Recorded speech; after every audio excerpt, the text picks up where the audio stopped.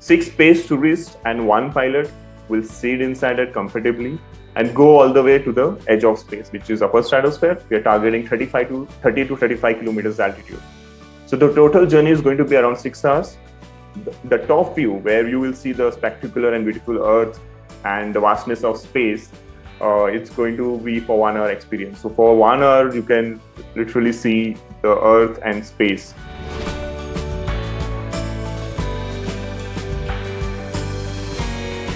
So it's been a pretty much almost 7 years journey, which a lot of people might not be aware. So it started when I was trying to evaluate what are the things that I should do next.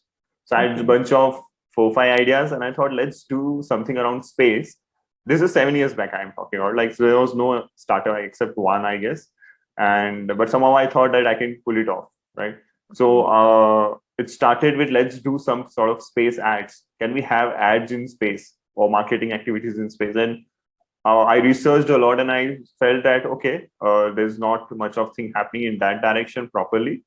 And the internet was picking up, and the consumers were also trying to get into the whole social media part. And I was very much aware how consumers sort of behave or will it sell. So I was pretty much confident that, yeah, what I'm thinking will sell. I need to figure out how to do it technically and how to make it possible, feasible.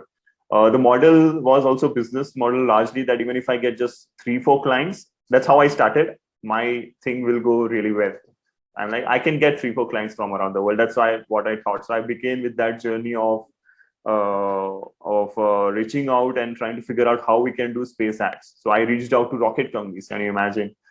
They sent out a few quotations which were like in millions of dollars. This is 7 years back, right? And I'm like, okay, this is pretty costly, but still I know there are pretty crazy people around the world who would like to shell out that money to do some sort of space ads. Maybe some brands or some individuals. There are a lot of possibilities that can be done. Then over a period of time, I figured out that, okay, there's something called high altitude balloon, or also called scientific balloon, which goes up to upper stratosphere, and which is sufficient enough to see the Earth behind it. I'm like, okay, this is pretty much cost effective, and I can send those products, attach a camera, and we can get everything recorded, and we can send ads and place a digital screen like what we did. So we already done 2 launches as such. One is sending a custom digital screen and a diamond ring. So we just wanted to show what are the possibilities, because if I tell someone and I don't show, no one is going to believe. Even right now, a lot of people don't believe. So that happened. Eventually, we did 3 launch. 1 failed, 2 was successful. 1 was custom digital screen with a space ads display, which is there on a site also as a video, and a diamond ring for various purposes that you can think of. Then over a period of time, I thought, okay, let's get into human thing, which means we figured out how we can have a Indian female skydiver who can break the world record for the highest altitude jump. So right now, the world record is of Felix Baumgartner and Alan Mishra. These are 2 people. One was sponsored by Red Bull, the Felix Baumgartner. It was pretty much a very big event, and it was a world record until 2018, I guess, or 20. For the most concurrent number of viewers. So I thought, okay, I like doing such stuff. I would also personally like to do this jump. I like doing crazy stuff. But they didn't work out well because it was very costly affair. I reached out to a lot of brand sponsors, but they're like, it's pretty good, but it's a very costly affair.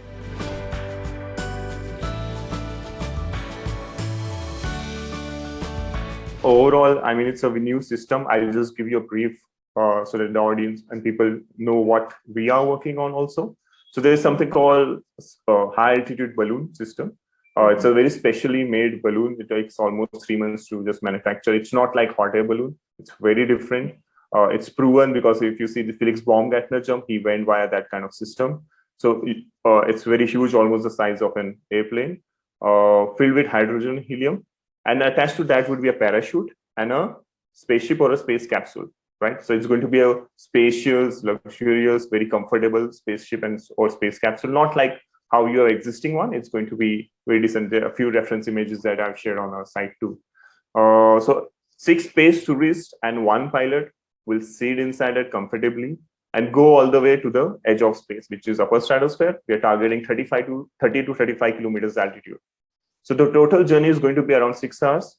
The top view, where you will see the spectacular and beautiful Earth and the vastness of space, it's going to be for 1 hour experience. So for 1 hour, you can literally see the Earth and space. That's the experience we want to provide. Very comfortable ride, nothing like a high G-force experience. And anyone who is 18 plus years and not much afraid of height, it's pretty much easy to go. So this just requires 1 week of training or being with us to know all the nitty-gritties.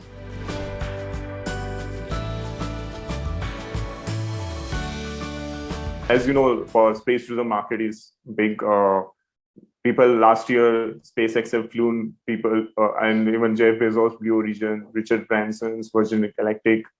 People are paying millions of dollars, and they're all going up. And over a period of time, the cost will decrease, and I think it's going to, even like statistically, it's like increasing at 37% CAGR, which is pretty big.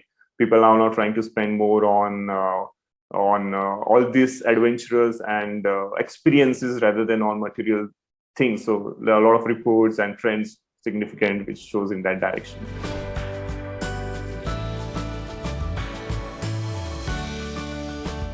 Definitely, there is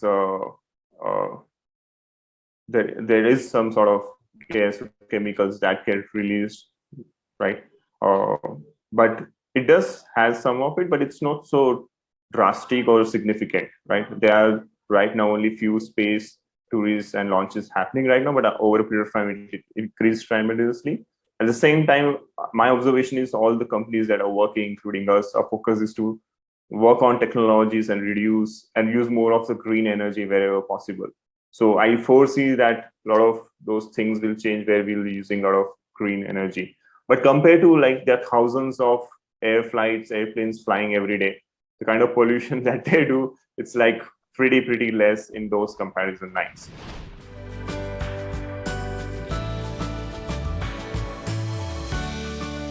I think it's pretty much safe as far as the systems are working really fine. If you see, there has been literally no instance of any damage to a human who has gone to space, including International Space Station, orbital, suborbital. People have literally come back fine. Although there have been some instances where there has been some mishap because of technology.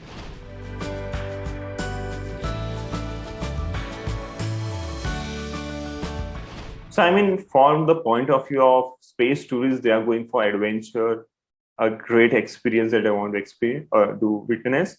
But indirectly, there are a lot of behind the scenes technological development and breakthroughs that happen indirectly, right?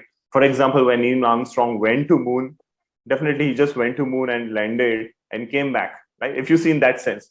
But the kind of technological development and it took to just to do that great task and land someone on moon was breakthrough, right? And because of those kind of development which happened, there were so many different applications that came up indirectly, a lot of improvement in terms of aerospace data, a lot of aerospace data, the technology side of it. So I think same applies with space tourism. For example, in our case too, while we're using all this system balloon technology capsule, so we are making life support system, we are making space related components, right? We are using more of an advanced parachute system so that the safety is paramount. So we need to make sure that passengers come back safe.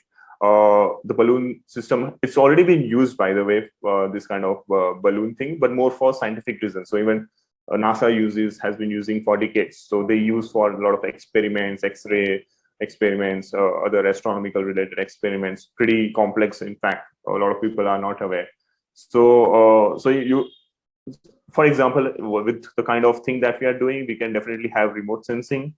We can, in fact, also launch small satellites because a lot of power or the main thing that happens with rocket launch or launching a satellite is escaping the Earth's gravity. And we can reach with balloon up to 40 kilometers, right? So till 40 kilometers, if we have that small sort of a thruster or booster, and and keeping a small satellite, we can definitely launch a satellite from a booster which travels to 40 kilometers with the balloon, and then from there it separates out. So a lot of complexities get reduced in that sense. So there are a lot of, indirect applications that comes, right? I'm sure even with SpaceX, kind of thing, or Blue Origin, Virgin Galactic, although they are sending tourists, but they have taken decades of time to build that up, which means it involved so much of technology, aerospace, design elements, which were so new. And it definitely is going to be a learning for a lot of people and bring more advancement in technology. So it's not just about leisure. Definitely that's the core, because that's how a business or can sustain, and people can also have a great journey. Indirectly, it brings a lot of technological innovations. Yeah, so basically the end goal is technological revolution. I wouldn't say it goes parallelly. We need to also make sure that space tourists are happy, they are having a great time. Definitely. And indirectly, obviously, there are a lot of technological innovations and possibilities that can unfold.